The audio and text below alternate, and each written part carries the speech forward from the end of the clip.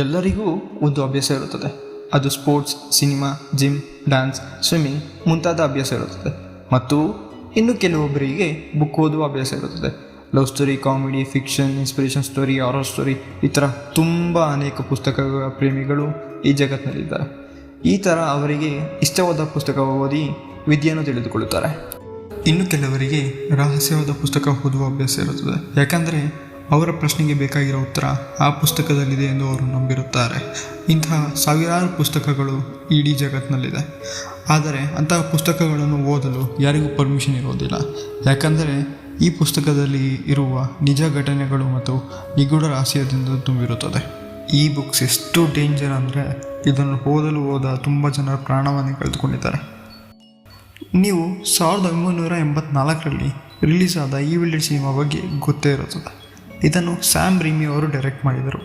ಈ ಸಿನಿಮಾ ಕಡಿಮೆ ಬಜೆಟಲ್ಲಿ ತಯಾರಾಗಿದ್ದರೂ ಕೂಡ ಆಗಿನ ಕಾಲದಲ್ಲಿ ತನ್ನ ವಿಚಿತ್ರ ಗ್ರಾಫಿಕ್ಸ್ ಮತ್ತು ಸೌಂಡ್ ವರ್ಕಿಂದ ಆಗಿನ ಕಾಲದ ಜನರಲ್ಲಿ ಭಯ ಉಂಟು ಮಾಡಿತ್ತು. ಈ ಸಿನಿಮಾದಲ್ಲಿ ದ ಬುಕ್ ಆಫ್ ಡೆಡ್ ಎಂಬ ಕಾನ್ಸೆಪ್ಟ್ ಅಡಿಯಲ್ಲಿ ಒಂದು ವಿಚಿತ್ರ ಬುಕ್ಕನ್ನು ತೋರಿಸಲಾಗಿತ್ತು. ಈ ಬುಕ್ಕನ್ನು ತೆರೆದು ಓದಿದರೆ ಹೊರಗಿನ ದುಷ್ಟಶಕ್ತಿಗಳು ಎಚ್ಚರವಾಗುತ್ತವೆ, ಓದಿದವರ ಕುಟುಂಬವನ್ನು ನಾಶ ಮಾಡುತ್ತೆ ಅಂತ ಈ ಸಿನಿಮಾದಲ್ಲಿ ತೋರಿಸಲಾಗಿತ್ತು. ಇನ್ನು ಮಮ್ಮಿ ಸಿನಿಮಾ ಸೀರೀಸಲ್ಲಿ ಕೂಡ ಇದೇ ರೀತಿ ಸತ್ತವರನ್ನು ಬದುಕಿಸೋದನ್ನು ನೋಡಿದ್ದೀರಾ. ಅದು ನಿಮಗೆ ಬರೀ ಕಾಲ್ಪನಿಕ ಅನ್ನಿಸ್ಬೋದು, ಆದರೆ ನಿಜವಾಗಲೂ ಈ ರೀತಿ ಪುಸ್ತಕಗಳು ಇವೆ. ಅದರಲ್ಲೂ the book of Abramelin, the grand grimoire, Codex Gigas, the book of Soyga, Necronomicon ಇಂತಹ ಅನೇಕ ಬುಕ್ಕುಗಳು ಭಯ ಹುಟ್ಟಿಸ್ತವೆ. ಮತ್ತು ಪ್ರತಿಯೊಂದು ಬುಕ್ಕಿಗೂ ಸಹ ಅದರದ್ದೇ ಆದ ಇಂಪಾರ್ಟೆನ್ಸ್ ಇದೆ. ಇದೇ ರೀತಿ ಭಾರತದಲ್ಲಿ ಸಹ ಒಂದು ಭಯಂಕರವಾದ ಪುಸ್ತಕವಿದೆ. ಅದರ ಹೆಸರು ನೀಲಾವತಿ ಗ್ರಂಥ. ಈ ಪುಸ್ತಕ ಸುಮಾರು 900 ವರ್ಷದ ಹಳೆಯದು. ಇದನ್ನು ಮರಾಠಿ ಭಾಷೆಯಲ್ಲಿ ಬರೆದಿದ್ದಾರೆ. ಈ ಗ್ರಂಥವನ್ನು ಯಾರು ಓದುತ್ತಾರೋ ಅವರು ಸತ್ತು ಹೋಗುತ್ತಾರೆ, ಮತ್ತು ಯಾರು ಅದನ್ನು ಓದಿ ಅರ್ಧಕ್ಕೆ ಬಿಡುತ್ತಾರೋ ಅವರು ಹುಚ್ಚರಾಗುತ್ತಾರೆ. ಈ ಪುಸ್ತಕವನ್ನು 12 ಭಾಗವಾಗಿ ಮತ್ತು ಪ್ರತಿಯೊಂದು ಭಾಗ ಒಂದು ಗ್ರಂಥವಾಗಿದೆ. ಮತ್ತು ಪ್ರತಿಯೊಂದು ಗ್ರಂಥದಲ್ಲಿ ಕೂಡ ತಾಂತ್ರಿಕ ವಿದ್ಯೆಗಳ ಬಗ್ಗೆ ಹೇಳಲಾಗಿದೆ. ಒಂದು ಸಮಯದಲ್ಲಿ ಈ ಗ್ರಂಥವನ್ನು ಬೀದಿ ಮಾರುಕಟ್ಟೆಯಲ್ಲಿ ಮಾರುತ್ತಿದ್ದರು, ಮತ್ತು ಈಗ ಇದರ ಒಂದು ಕಾಪಿ ಕೂಡ ನಮಗೆ ಸಿಗೋದಿಲ್ಲ. ಯಾಕಂದರೆ ಭಾರತ ಸರ್ಕಾರ ಈ ಪುಸ್ತಕವನ್ನು ಬ್ಯಾನ್ ಮಾಡಿದ್ದಾರೆ.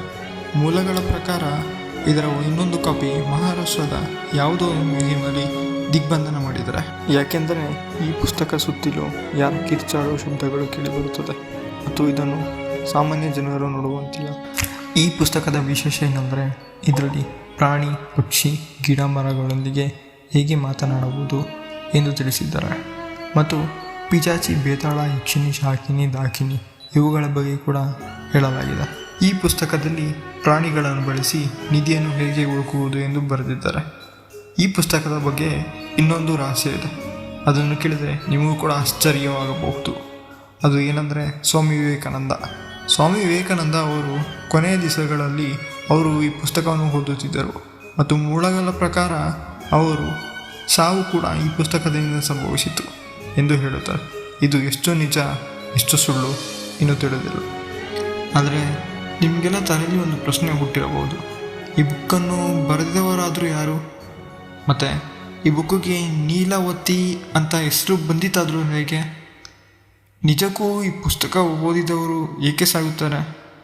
ಮತ್ತು ಈ ನೀಲಾವತಿ ಆದರೂ ಯಾರು?